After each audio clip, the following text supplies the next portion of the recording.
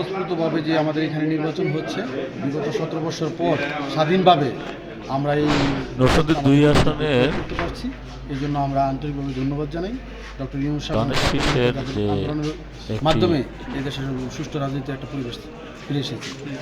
এই আপনার এই পলাশে নরসিংদী 3-2 ভোটার উপস্থিতি আপনাদের কিরকম আশা আমাদের করতেছেন? বা এখানে মোটামুটিভাবে আমরা এখন যতটুকু জানি বেলা 2টা বাজে, আমাদের 50%-এর উপরে কাস্টিং হয়ে গেছে অলরেডি ইনশাল্লাহ।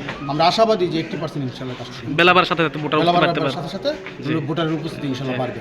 জি, যে নরসিংদী 2 পলাশে দানিশ প্রতীকে আপনারা বিজয়ী হওয়ার আমরা ক্ষেত্রে ইনশাল্লাহ কতভাবে আশাবাদী? ব্যবধানে ইনশাল্লাহ আমরা বিজয়ের আশাবাদী। ইনশাআল্লাহ আমরা 1 লক্ষ ভোটের যে ব্যবধান। আপনার ভোটারদের কাছে পর্যন্ত সারা আমাদের পাইছেন? ওই রকম একটা আছে ইনশাল্লাহ, যে আমাদের ভোটারের যে ভোট ব্যাংক আছে, ভোট ব্যাংক আছে, ভোটের যে আমরা যে শ্রম দিয়েছি বিগত 17 বছর এত আন্দোলন সংগ্রামের মাধ্যমে আমরা যে শ্রম দিয়েছি, এই শ্রমের ফসল ইনশাল্লাহ আজকে আমরা করে তুলব।